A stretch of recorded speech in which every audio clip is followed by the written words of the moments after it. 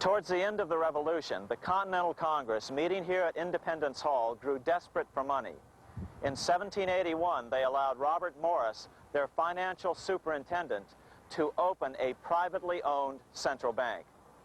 Incidentally, Morris was a wealthy man who had grown wealthier during the Revolution by trading in war materials. Called the Bank of North America, the new bank was closely modeled after the Bank of England. It was allowed to practice fractional reserve banking. That is, it could lend out money it didn't have, then charge interest on it. If you or I were to do that, we would be charged with fraud, a felony. The bank's charter called for private investors to put up $400,000 worth of initial capital. But when Morris was unable to raise the money, he brazenly used his political influence to have gold deposited in the bank, which had been loaned to America by France. He then loaned this money to himself and his friends to reinvest in shares of the bank. And, like the Bank of England, the bank was given a monopoly over the national currency. Soon the dangers became clear. The value of American currency continued to plummet. So, 4 years later, in 1785, the bank's charter was not renewed. The leader of the effort to kill the bank, William Findley of Pennsylvania, explained the problem this way, quote, "This institution, having no principle but that of avarice, will never be varied in its object, to engross all the wealth, power, and influence of the state." The men behind the Bank of North America, Alexander Hamilton, Robert Morris, and the bank's president, Thomas Weiling, did not give up. Only 6 years later, Hamilton, then Secretary of the Treasury, and his mentor, Morris, rammed a new privately owned central bank through the new Congress. Called the first bank of the United States, Thomas Weiling again served as the bank's president. The players were the same, only the name of the bank was changed.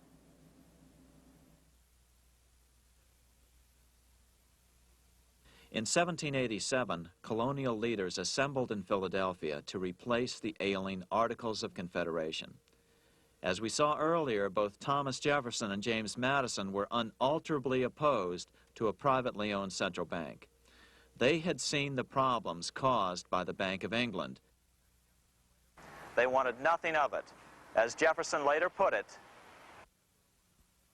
"If the American people ever allow private banks to control the issue of their currency, first by inflation, then by deflation, the banks and the corporations which grow up around them will deprive the people of all property until their children wake up homeless on the continent their fathers conquered." During the debate over the future monetary system, another one of the founding fathers, Gouverneur Morris, castigated the motivations of the owners of the Bank of North America.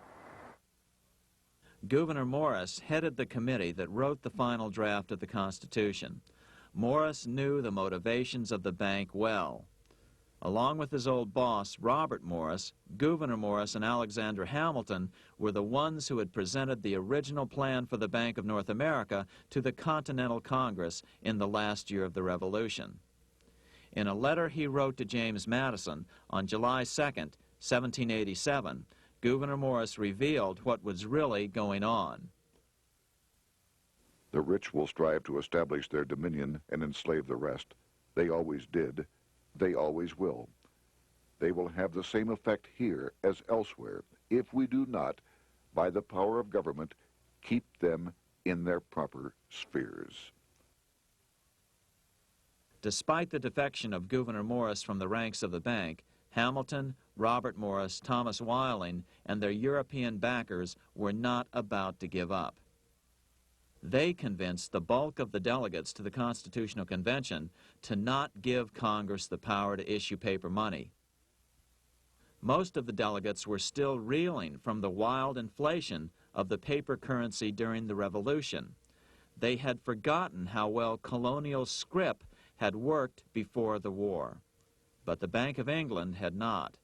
the money changers could not stand to have America printing her own money again. So the Constitution is silent on the matter. This grievous defect left the door wide open for the money changers, just as they had planned.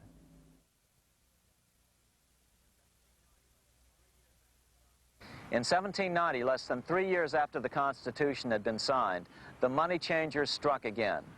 The newly appointed first Secretary of the Treasury, Alexander Hamilton, proposed a bill to the Congress calling for a new, privately owned central bank. Coincidentally, that was the very year that Amschel Rothschild made his pronouncement from his flagship bank in Frankfurt. Let me issue and control a nation's money, and I care not who writes the laws. Alexander Hamilton was a tool of the international bankers, and he wanted to create the U.S. Bank, the BUS, or the Bank of the United States, and did so. Interestingly, one of Hamilton's first jobs after graduating from law school in 1782 was as an aide to Robert Morris, the head of the Bank of North America. In fact, the year before, Hamilton had written Morris a letter saying, "A national debt, if it is not excessive, will be to us a national blessing." A blessing to whom? After a year of intense debate, in 1791, Congress passed the bill and gave it a 20-year charter. The new bank was to be called the First Bank of the United States, or BUS. Here we are in front of the First Bank of the United States in Philadelphia. The bank was given a monopoly on printing U.S. currency, even though 80% of its stock would be held by private investors. The other 20% would be purchased by the U.S. government. But the reason was not to give the government a piece of the action. It was to provide the capital for the other 80% owners. As with the old Bank of North America and the Bank of England before that, the stockholders never paid the full amount for their shares. The U.S. government put up their initial $2 million in cash. Then the bank, through the old magic of fractional reserve lending, made loans to its charter investors so they could come up with the remaining $8 million of capital needed for this risk-free investment. Like the Bank of England, the name of the Bank of the United States was deliberately chosen to hide the fact that it was privately controlled. And like the Bank of England, the names of the investors in the bank were never revealed. Many years later, it was a common saying that the Rothschilds were the power behind the old Bank of the United States. The bank was sold to Congress as a way to bring stability to the banking system and eliminate inflation. So what happened? Over the first 5 years, the U.S. government borrowed $8.2 million from the Bank of the United States. In the same 5-year period, prices rose by 72%. Jefferson, as the new Secretary of State, watched the borrowing with sadness and frustration, unable to stop it. I wish it were possible to obtain a single amendment to our Constitution, taking from the federal government the power of borrowing. Millions of Americans feel the same way today. They watch in helpless frustration as the federal government borrows the American economy into oblivion.